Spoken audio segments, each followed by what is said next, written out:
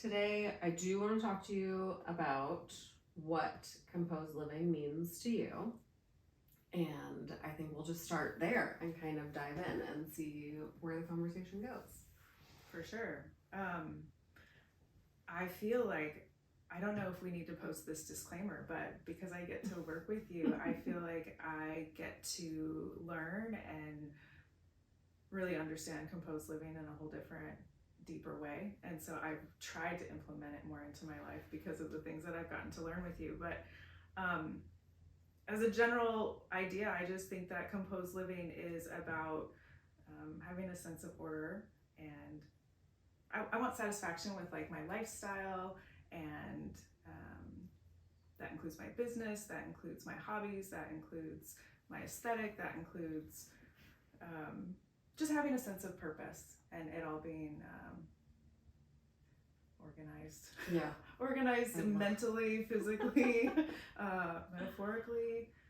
Yeah. I mean, I'm a big fan of organization and order.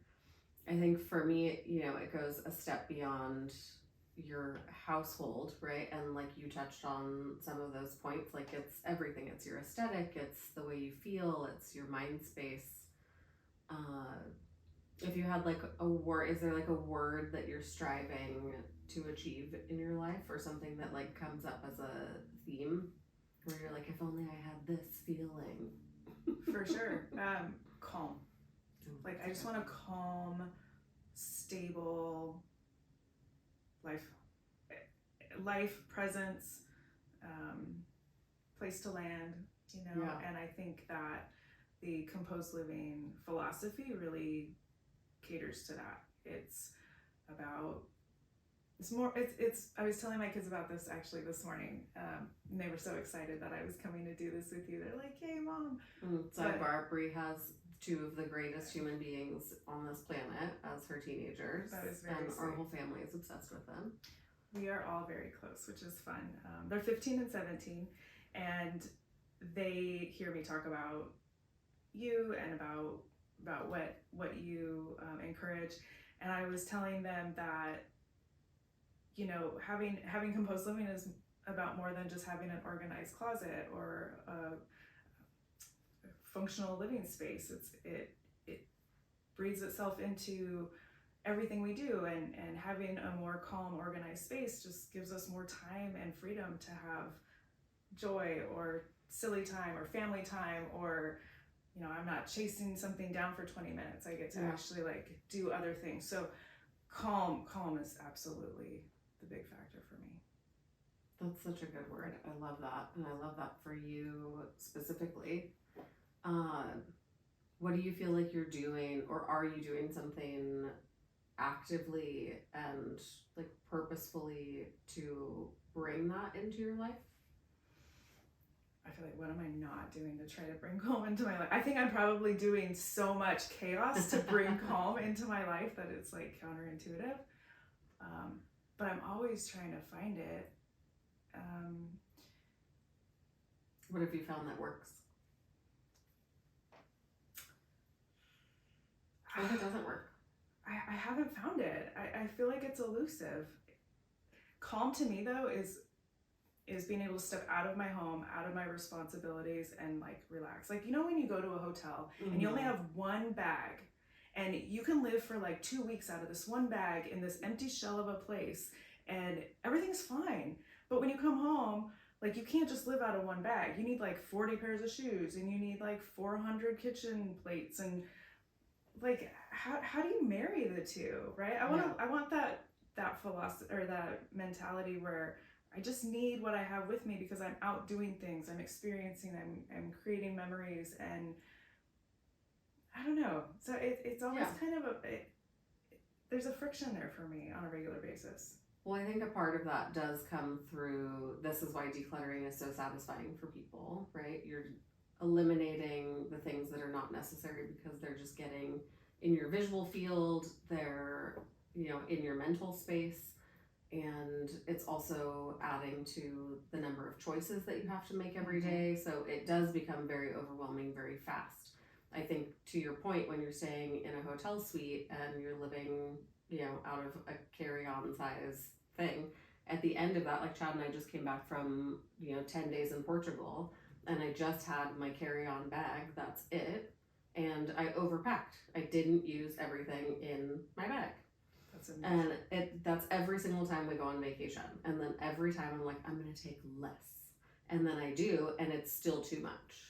Because what more do you really need than like a beautiful linen dress and a perfect pair of flats and some sunglasses and like sunscreen? Like, I'm not, getting dressed up. I'm not, going, like, you really can truly live with so much less. And when you don't have the option of choosing between 20 different outfits, you don't think about it. So it truly just becomes, I woke up, I put on this dress, and now I'm having coffee with my family and enjoying watching my nephew running around on a farm. Like, that's calm, that's peaceful, and you have to make those choices actively to set your day up to start that way. Otherwise, if you're looking at a closet and you're like, I have so much stuff I can't even see it all because half of it's shoved underneath or stored in bins or not even fully unpacked, that's a very different way to start your day.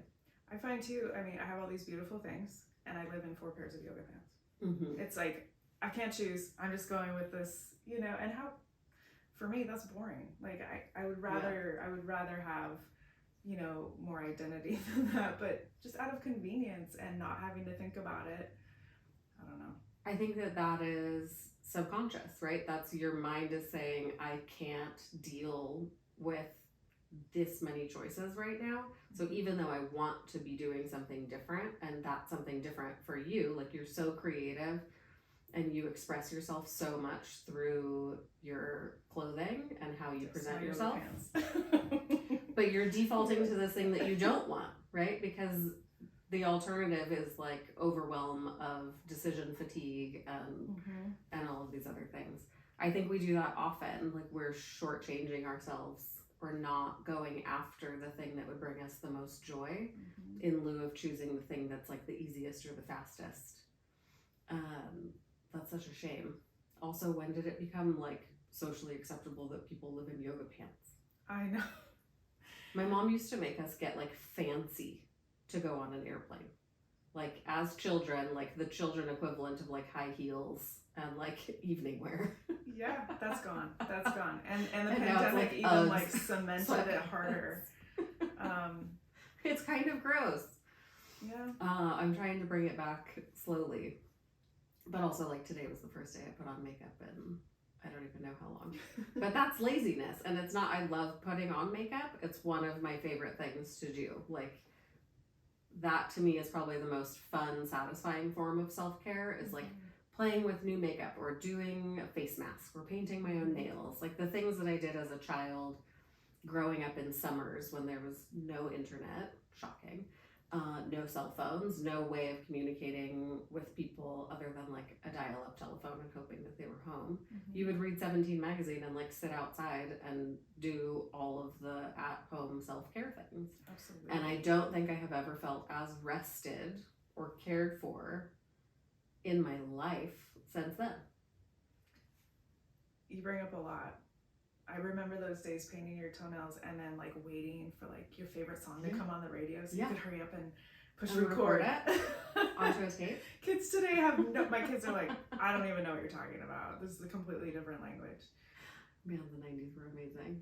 I also made so killer mixtapes. Yeah. But so much of this has come up for me lately because that is I think joy is my word. Like where calm is yours. I want to experience joy more often than I do. And I realize I think it was a significant mind shift for me when maybe the start of the pandemic timing, my focus and my language around it was like, I want to find joy. Like it was like a thing that existed that I could just like go to Target and pick up. But like I couldn't find it or I couldn't figure out where it lived. Yeah. No, thank you. And so I think it has shifted my consciousness around that, and it's not about like finding something, it's about actually like freeing the space in my own mind so that I can experience it because it's there all of the time. But I I don't struggle with physical clutter. As we all know, I'm very minimalist with physical things. My mind, on the other hand, I like to think about decluttering sort of in phases, right? So the first phase is like your physical home. And once you have that as a good practice, then you can move on to like what's happening inside your own brain. And that's where I struggle is, like there are mornings when I can wake up and go right into like a meditation and then go for a run, have a beautiful healthy breakfast. But most mornings it's like, oh, but also like my phone's right there. And what if I just like play a game for an hour and then scroll on Instagram for an hour and then look at the rest of my day and feel like I'm already behind. I just wasted so much time, so much mental space. I didn't do anything for my life. And it's not setting me up for what it is that I want to feel, Whereas if I had just even taken the dogs for a walk or done anything outside, that would have brought me more joy. So I don't know, I guess that's such an interesting thing. Like if we know, like, what would create calm for you, but we deliberately choose to make these decisions that are like not bringing that into our life. I think it has to do with discipline. I know. I feel there was a word that was like the opposite of joy. But you need. I totally agree. But with all of these things that we want to accomplish, like we have to do the work, right? They don't just fall into our laps. Of course. And can we call it something? Let's call it practice. Or like something other than discipline. Yes, we can call it practice. Like figuring out the habit, like creating the process so that we can get what we need out of that. Where do you feel like you are in the process of creating that routine for feeling calm, at least once a day? I'm getting better.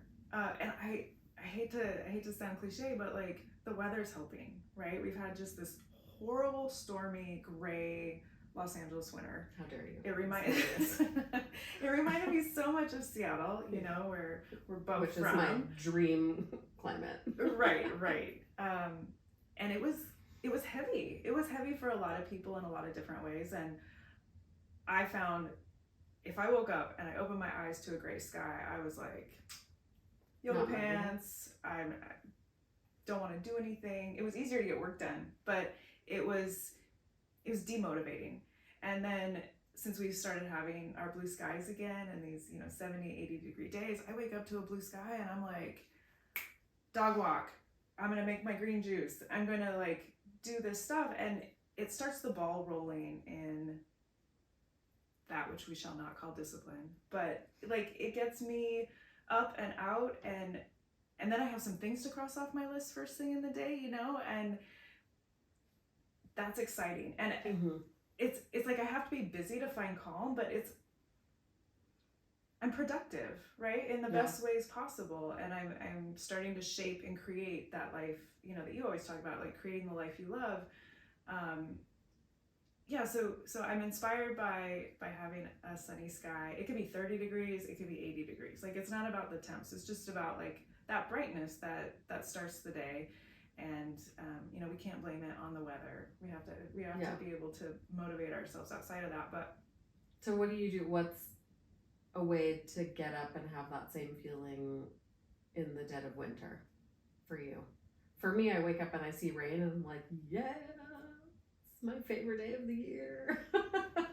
I'm just so constantly hot. I'm over it, Yeah. I love cold weather. I love cold weather clothes. I love a dark, moody day. I feel like it matches my insides. That's not true. No, but it's cozy. I think that's what it is. I love coziness. I love blankets. I love being at home. I love creating, because that's calming to me, right? Like it's when I have an overcast day, instead of thinking like how much can I get done today, it reminds me, I guess, of like how can I calm down, unwind. Like I should light a candle, I should cozy up with a book and a blanket, and I don't need more reasons to be productive, you know? Yeah. I'm the odd, like I need reasons to sit and chill. I could learn from you on that. For me, a gloomy day means I can't go outside. And Yeah. I have to be outside to stay grounded. I hike or garden or go to the beach or just I will sit outside and watch the birds and the bees literally buzz around my yard. I can't do that when it's blustery and wet and windy and gray, and that chips away at what I need. But I love what you're talking about. I wish I could bring more of that in for those dark days. I wonder if you can do like inside gardening or cooking. Yeah. I don't know. Can you do something with like herbs in your kitchen? For sure. It's not the same though, you know. It's just not for you. No. I've got so many houseplants, you know, and I definitely do work to bring that stuff indoors. But I don't know. Outside is my happy place. I think one of the things that I love so much about you is you have such a varied, like so many different interests, but you also are so great at pursuing them in a meaningful way. Like when you said gardening, I was like, oh yeah, she's like a master gardener for Los Angeles County, which is wild. Like I didn't know that this was even a thing. But you took a passion and a knowledge and an interest of plants and gardens, and then you like went and did this intense training, and now you volunteer. Like, just tell us a little bit more about that because it's so cool. Sure, and thank you for saying that. That's really nice. Yeah, so I wanted to be a master gardener since I first found out about it when I was 21 years old. When I was living up in Seattle, I had bought my first house with my ex-husband, and I was doing a bunch of gardening, and a neighbor across the street came over and was like asking some questions, and she said in a whisper, and this like inspired me for life. She goes, did you know that, I can't remember the woman's name, a woman who lived on the corner, she goes, she's a master gardener. And she whispered it like it was, like she was a sorceress. Magic. Yeah, and I was like, what is a master gardener? Right? And for like 20 years, I had to say it in a whisper because I had no idea what this thing was. But what it is every county in America has these programs that are done through the extensions at the colleges and universities. So UC does ours here in LA County. But originally I thought I was going to be a master gardener for King County up in Washington. And there is a lot of training involved. It's a 13-week class. The book's like a kajillion pages. It's literally 3 inches thick.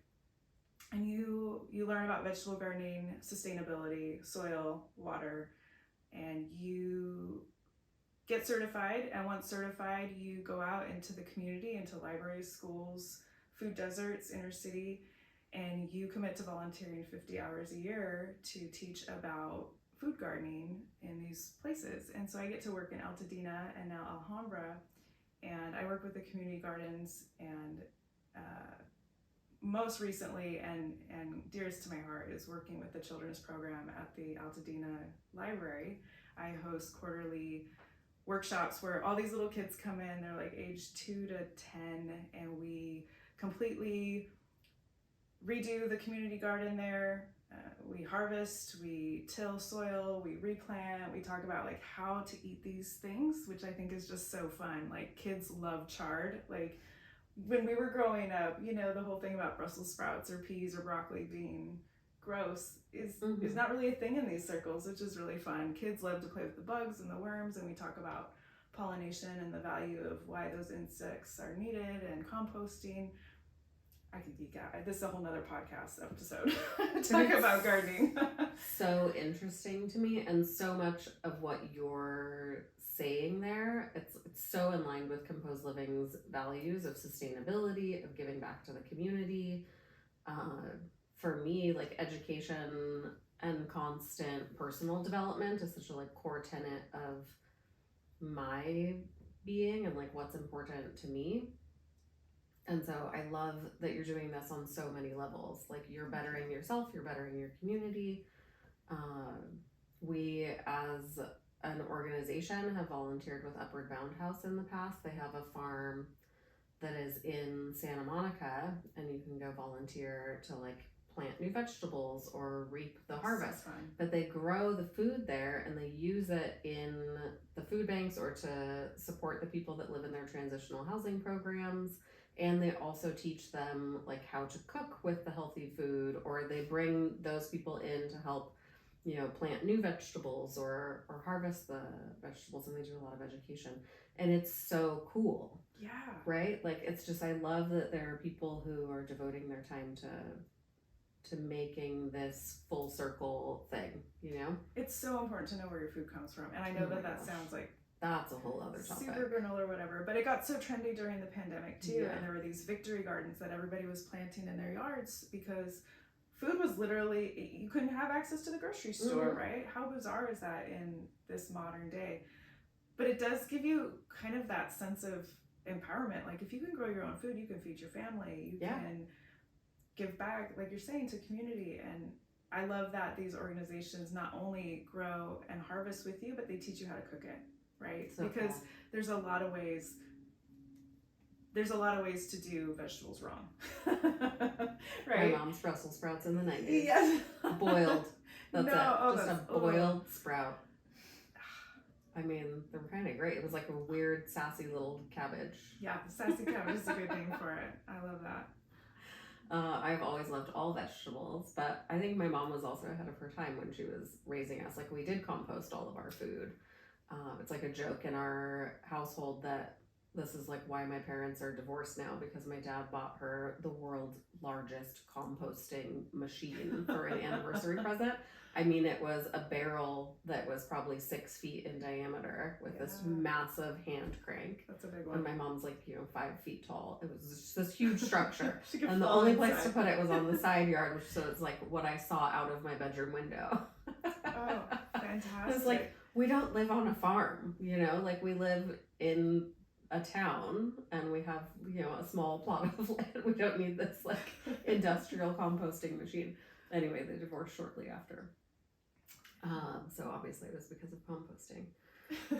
And your dad lives on a farm. Now he lives on a farm, and now his wife would have loved that gift. So it's, But he learned his lesson. That's he probably full never circle. bought a composter. No, she would truly love it. That would be like such a sign of the health of their marriage if he buys her that.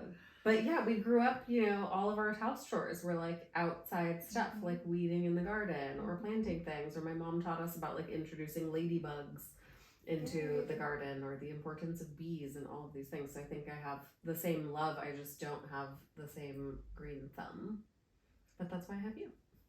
Yeah. Well, I'm happy to garden next to you anytime. Oh, it's so fun. And again, just the sustainability factor of what you're doing and teaching kids that from an early age, I think is so special. Because what a dream. If kids could grow up understanding where their food comes from, like think of what that does to how they treat the planet, and food waste. It's just a whole different level of appreciation, which is so cool. For sure. To see them get so excited is fun. They love roly-polies. Oh, they're so cute. I still love just like touching them and making them go into a little ball. Yeah. This is going to be the weirdest episode ever for anyone to listen to. And be like, what are you even talking about? Roly-polies. But everyone gets it. I grew up calling them potato bugs. Nobody calls them that anymore. Yeah. Is that like what they're supposed to be called? I Googled it once and it got lost into the brain nether. Is roly-poly the official name? I don't know the official name. I think potato bug is a different bug, though. Yeah. I don't know. Gross. We're not going to talk about any more bugs. I have an appreciation of them in the garden. Yeah. That's we'll let them stay in the garden. One of the other things, I mean, also you do quilting, which I think is so cool. I do. And again, the sustainability piece of that, like repurposing fabric scraps and things and turning them into something that's beautiful and tells a story, I think is so cool. Thank you. I have to laugh because I'm a super hobbyist. I have so many hobbies. Yeah. I feel like I need to cut them. My column would come from having less hobbies, I think. Yep. Because my house is brimming with hobby supplies. And I always think about you and the times you've helped me organize, and I feel like I undo it as fast as it gets done. And it's a terrible habit, but there's literally fabric taking over my dining room right now from my Project Linus projects. But my goal is to get it all sewn and out the door. And as fast as you can get fabric out, people seem to Get know, oh my gosh, there's been like a notification that you don't have enough fabric. Here's 4 bags more fabric. And it's a never ending cycle. But there is a lot of sustainability and reuse in fabric, and I feel like it needs to go somewhere. you could also just say, that's so sweet of you to think of me. I'm not currently accepting more fabric donations, Yeah. but I'd be happy to guide you Yes. towards yes. somebody who is. No, you're right. You're right. Again, discipline. I need more discipline in that. Being able to even just say no, or I need to put blinders on, because fabric is so beautiful. There's so many patterns and colors, and I'm like, oh, in my head, it's like thought bubbles of this next blanket I'm gonna make, or oh, I could make a cajillion things, right? Yeah. But we also only have, 7 days in every week and a finite number of hours and Square footage. Mm-hmm. But I feel you. It's very tricky to not want to accumulate beautiful things or things that are interesting to you. Mm-hmm. And I think that's why when I talk about like organization or minimalism, it truly is a daily practice, and it's the habit of saying no, or saying, I think Marie Kondo talks about finding joy or sparking joy, I think in the sense of like eliminating things. But if you translate that into like, how do I prevent anything from coming into my life, then it's like, that's a beautiful piece of fabric. In this moment, I'm appreciating its beauty, and I'm so thankful that it exists on this planet for my eyeballs to enjoy for this fleeting moment in time. And I don't need it to come live with me. You touch on something that I think probably a lot of people can relate to, but there's this contradiction of, at least for me, I want to live in a space I don't have to think. Some days I walk into my house and I'm like, everything out of here. I don't care. We don't need the coffee maker anymore. We don't need towels, whatever. Get rid of it. Yet, if my house were spare, I would feel so sad. Yeah. Right? It's a balance. Yeah. I mean, our house is not empty, for sure. No, we have, I think, a good amount of stuff that's usually on display. For me, also, like, I love books. I love reading. I have a very hard time letting go of them unless they were terrible. Then it's very easy to do. To the point where for Christmas, Chad got me a little free library, because like I have to have a physical book. I love holding it, feeling it, like the experience of reading in that way. But I just can't keep every single book I've ever read. And so I wanted to be able to share those. Plus, I think the little free libraries are just so cute, and I'm gonna paint it to match our house. So it's like, I love this. I would love to see it with a wood door with a little iron. What is it? It's called a speakeasy. I learned our front door. We have a new front door, and it has one of those little like princess latches where you can like open a tiny door and peek outside. And it's called a speakeasy, which I think is so cute. I like this. That might be too crafty for me to make a tiny replica, but I will try. I can at least paint one on. There you go. You also have, so I know you love being outside. We've talked about this, and you love a good sunny day. Can we talk about Sunday Beach Club and why that got started, and maybe how that is contributing or playing a part in this quest to find some calm? For sure. So Sunday Beach Club is my new baby.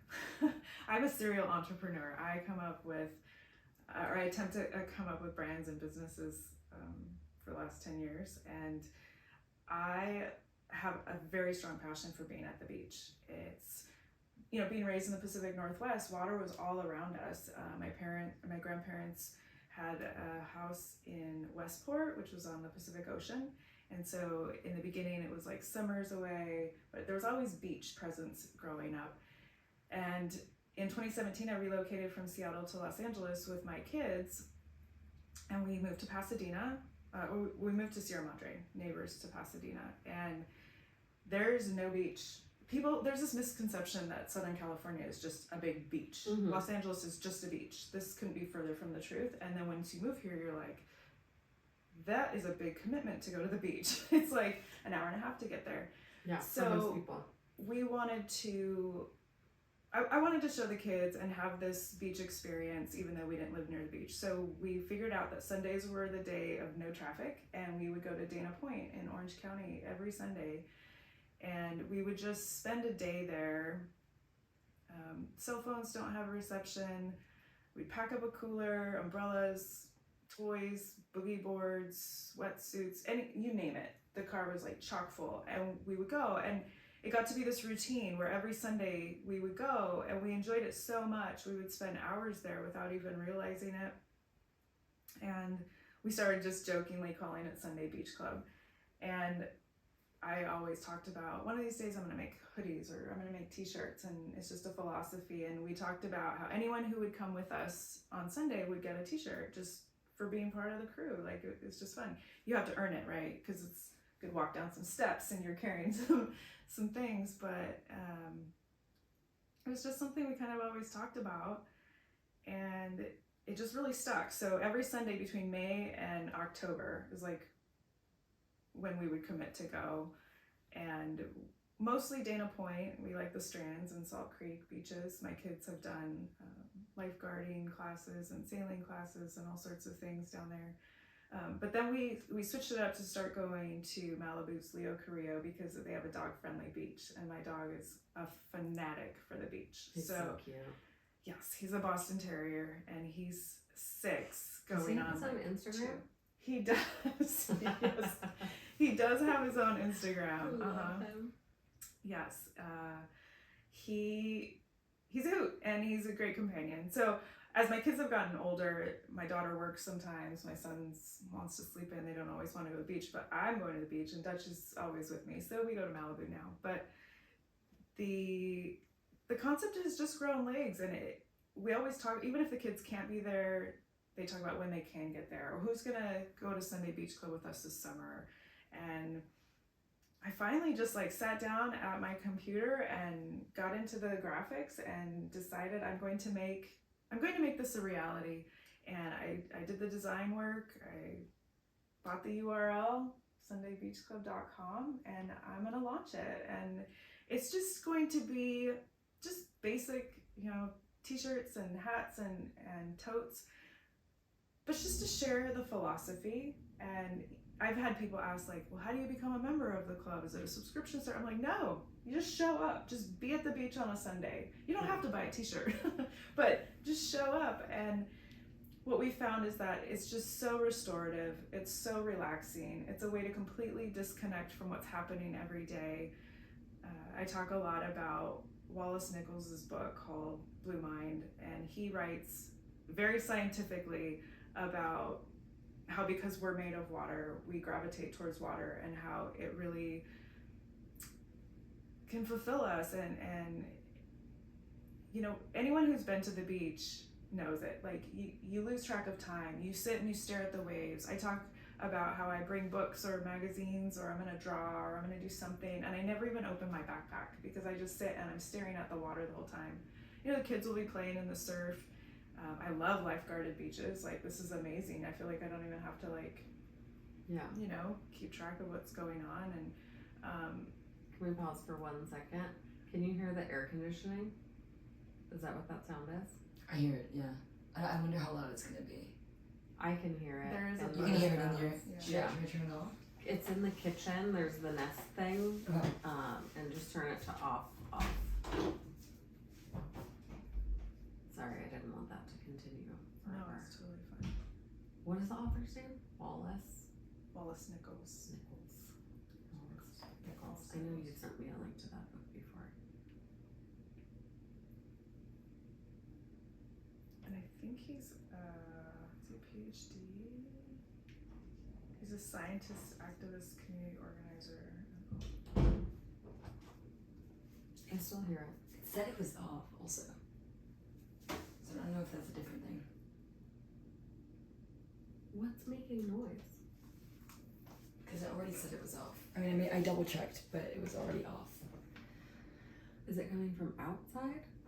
Maybe, do you have like a generator? Oh, I think it's There's that. a separate air It's- conditioner that's upstairs at the top of the stairs. Can you turn that one off? Yeah. Sorry. No, you're fine. Good to know. That's the one that we're gonna Yeah. hear if it kicks on. I was like, I don't know why that would come off.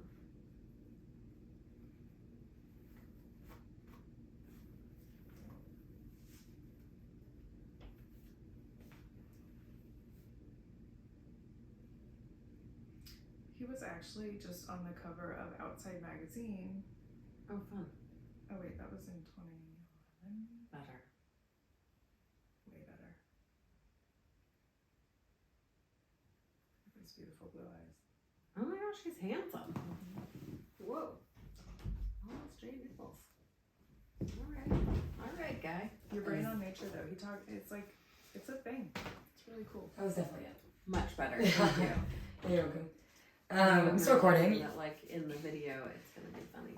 Maybe we can slice that out. Yeah. Yeah. You were talking about the book, right?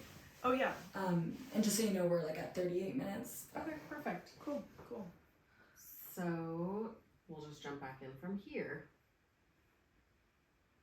So there's this great book by Dr. Wallace Nichols, yes, and he writes Blue Mind about your brain on nature basically, and why we gravitate towards water. So it's a great read. I highly recommend it. But ever since learning about kind of the science behind it, it's just felt so validating. Like, it's not just me just wanting to hang out at the beach, you know, like there's people that can get behind this. And so I just want to share it. I think that Sunday Beach Club will provide a platform for people to just lean in.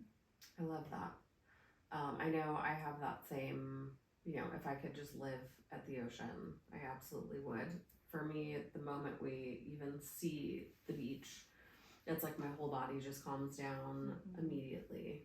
I love being by the water, any kind of water. For me, it's really like the ocean specifically. Chad loves being on a lake specifically. I think maybe he likes boats more than water. But it's such a good reminder of the vastness of the world around us, right? And I think for me, that's the mental health care piece of it, is removing yourself from, you know, the hyper focus on like what your problems are in your day-to-day life, and just sitting and being in awe and having this like profound gratitude for the fact that we get to live on this planet and have this experience, and seeing this huge body of water that houses an entire other universe of life below it, which is like mind-blowing on its own, but also that it's like controlled by the moon and the sun, like all of these things. It's just, it feels overwhelming to me in the best way, like in somehow the most like peaceful way. And I could just do that all day, every day. But also living in Los Angeles, I totally agree. Like there's so many times that I forget that we live at the beach. Like you have to go out of your way unless you're like one of the lucky few who can see the ocean from your house. It feels like a big adventure. Like you're driving for an hour through traffic and then fighting for parking, and then when you get there, there's gonna be someone who like brought a boombox. This like is all real. Not cool. They don't have the same profound gratitude for the ocean and this island. I know. It's boombox in nature is its own. There's a lot of controversy. Like that's a hot button topic. Oh yeah. I am not into it, but also I'm the one who's constantly trying to find joyful moments, and maybe those people have it all figured out because they brought their boombox to the beach. Yeah, that could be. Thank you so much for sharing not even all of your hobbies. I think we only touched on 3 of your hobbies, but this is what I mean when like I think that you're just one of the most creative, interesting people, because there's so many fun things that you do, and you always have these wonderful ideas, but then you actually like put them into motion and turn them into something that other people can enjoy and learn from as well, which is a very rare thing to find in people. That's so nice. Thank you. Thank you. Is there anything that you feel like you're struggling with on your path to finding calm, other than like we kind of talked a little bit about, being too busy or having too many choices, bad weather? I mean, I have a lot to be grateful for. I've got beautiful kids. I'm fortunate enough to have amazing friends. I have good work. I get to live in a beautiful place. And I think like a lot of people, the biggest challenges sometimes are time and financial commitments. And we live in a fast-paced time. I'm a single mom, so it's not like the time doesn't exist or the money doesn't exist, but how to prioritize your responsibilities, right? I would love to be able to spend all my excess time and dollars on, flushing out new brands, but dog's got to go to the vet. My daughter needs braces. Like life happens, and so I think it's always a juggling act of how and when do you lean into the things for self-care or the things for self-satisfaction or your goals and your dreams, and also balance the responsibilities and the commitments that you have. I haven't figured it out. I'm not sure that many people have, to be honest. I think that's a pretty universal quest, especially, in the year, whatever year we're in, 2023. Yeah. We do so much and we're expected to do so much and know and learn and grow and nurture. It's, we used to, I feel like, just be one thing. And for better or worse, like, humans have realized their potential. And with that comes so much more of everything.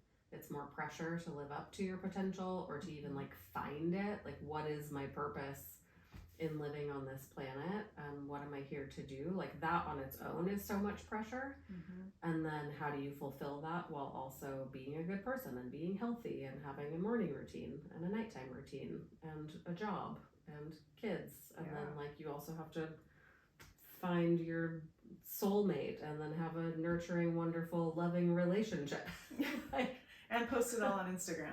All I have time to do is like play a game on my phone for an hour and scroll through Instagram. But it really, it's a lot. It can be a lot if we make it a lot. But I think also maybe it can be as simple as, a day spent at the beach with your 2 teenagers and no cell phones. Yeah, absolutely. Recently, I've been reading about the 4 types of health that we need. We need spiritual, mental, emotional, and physical. And on paper, it's like, oh yeah, cool, 25%. I feel like I can get, at any one time, I've got 3 nailed, and 1 is just falling right off the plate. Like, it's a constant juggling act, and again, it's. What 3 do you feel like are in really good balance right now? I think mental is in good balance at the moment. My physical's okay. I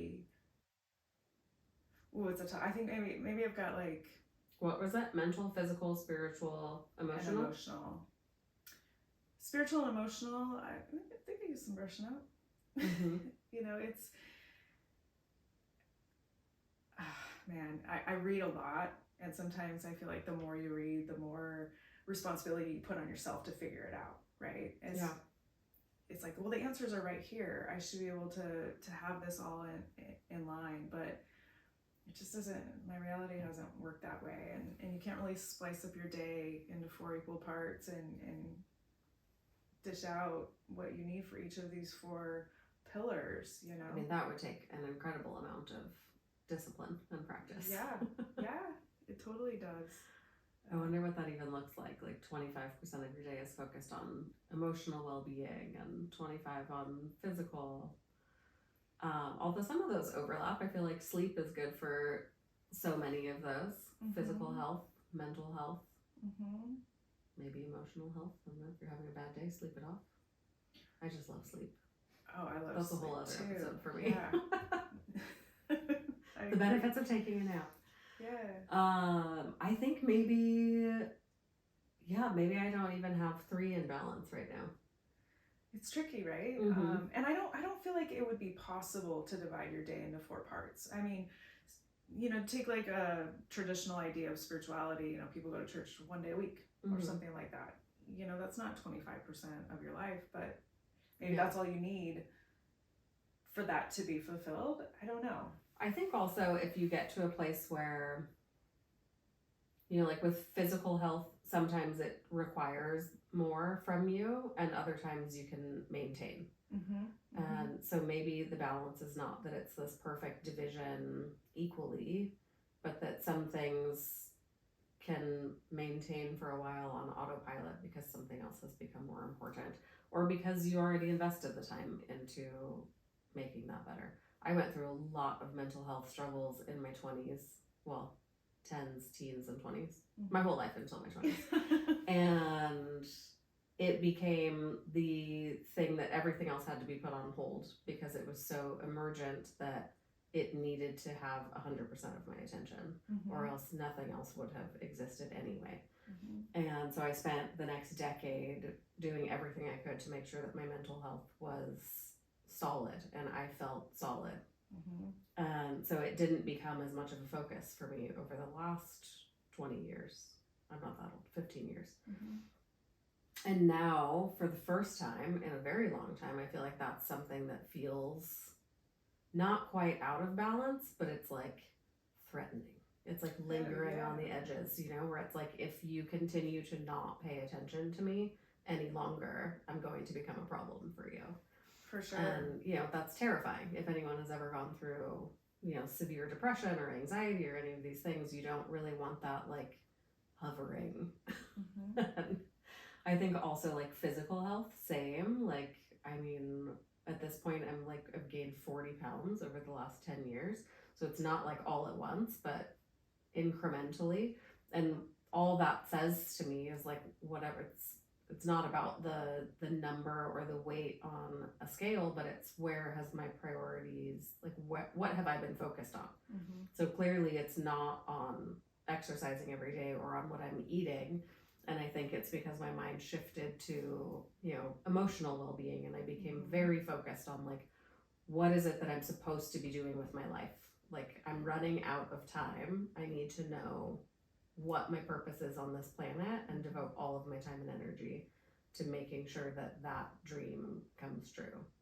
And a part of that was launching this company and growing it and meeting clients and helping people and focusing on all of those things. And I don't think I realized what was happening to me until this last year, when anyone who's been around me for longer than 5 minutes knows that, like, I've been quite miserable. Not like unbearably miserable, but it's like, it's not me anymore. And it feels so off balance. And so just, it's strange, I guess. So I love that you brought up this topic because it's such a big one. And it's also like, now I find myself in a place where I can no longer only focus on one of those aspects of well-being, and it truly needs to be spread more equally across the four. I can't just, like, no longer focus on running a business or doing these things that are, like, fulfilling that part of my life, but I have to put it in balance with taking care of my physical being, my mental well-being, and, like, not being so focused on what I can do that's going to help other people. I think what gets confusing or maybe gets in the way also, at least it has for me, is we put all of this pressure on us to fix our mental health or keep track of our mental health. What is that? Like, let's unpack what mental health is. And in the context of what I've been reading, like, mental health is staying stimulated, continually learning, reading. But it's not the illnesses, the mental health illnesses that we often associate with mental health when we throw this around. It's starting a new business, starting a retail space, launching different concepts, ideas. It could be, anything to sharpen your mental space. And physical well-being, similarly, it's not just, did you get to the gym? Did you get your 30 minutes in today? It's, have you had your eyes checked? How's your skin?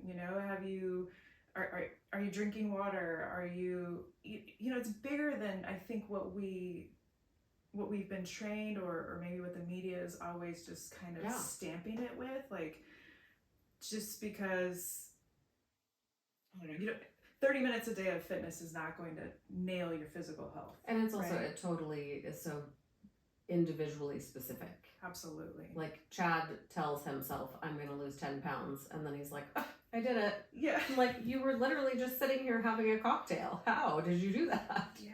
And his body just responds so quickly.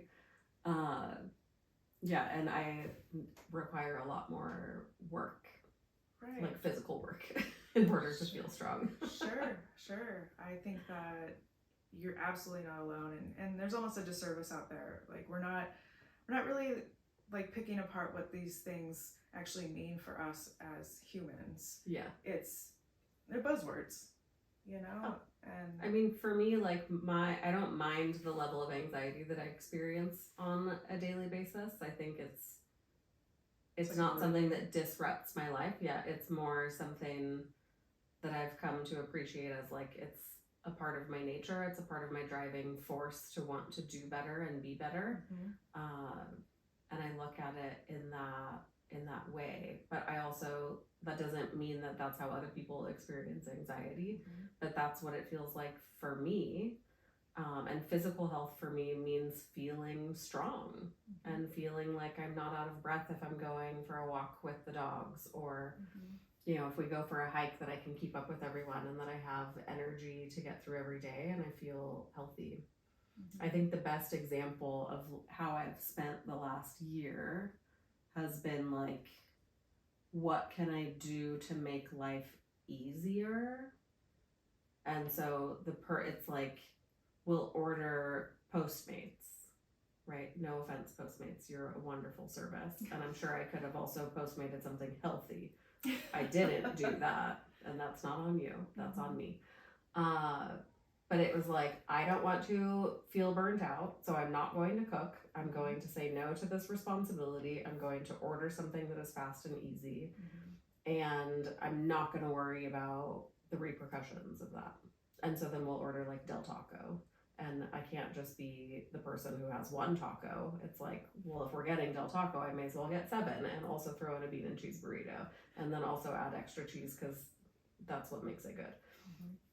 And then we sit on the couch and watch TV for like 4 hours. And so if you're doing that, like, that might be wonderful for my mood in the moment. And sometimes that truly is like what your soul needs to just fully decompress and have like this experience.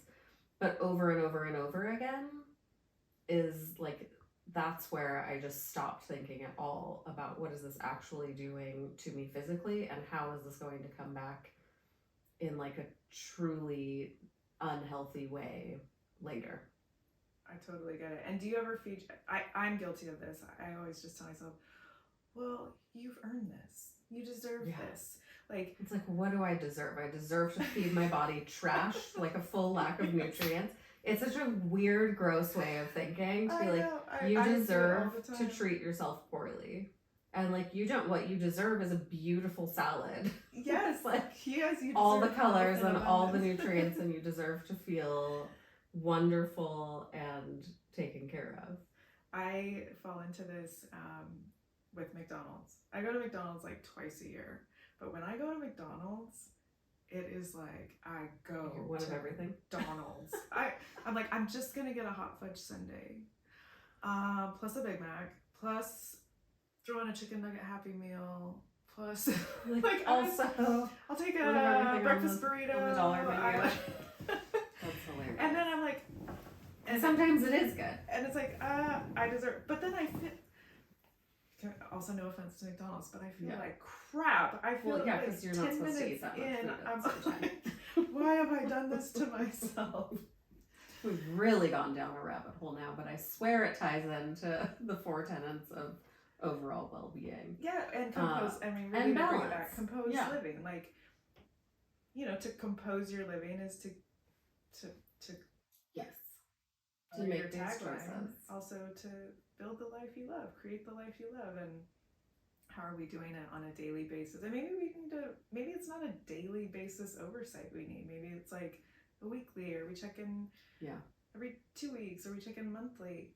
And how do we stay accountable? You keep me accountable because I get to talk with you at least once a week, and that's amazing. But not everybody has. Who's gonna keep me accountable? You. Well, I will keep you accountable. Okay. But what about the people who don't have somebody to keep them accountable? Like, what are the resources or what's available to them? I mean, hopefully we are. I like to think that we're available at least on Instagram for everyone to get a little daily dose of some inspiration or some reminders of, things that are universally more important, like focusing on yourself and making sure that you are feeling the way you want to be feeling and that you've created a life for yourself that is in line with your values and that supports how you want to be in the world. I think books can do that for people. Mm-hmm. You're really good at making new friends. I'm more introverted and it's harder for me to go out and meet strangers, but there's meetup groups, there's all sorts of things that people can do. I know that's kind of how we met. You emailed a group of people. That's right. Like, Female Founders does Collective. anyone want to be friends? And I was like, I do. Can we meet and have mimosas? It's love at first sight. Match made in heaven. Yes, we should all be so lucky. Well, thank you for sharing all of your thoughts with us today. Oh my gosh, it's always this a has pleasure been to talk so with you. fun. Yeah, I know. I feel like we can do a full other segment on gardening and sustainability. I really want to learn more about quilting. I also actually need to learn how to operate a sewing machine because what a life skill to have.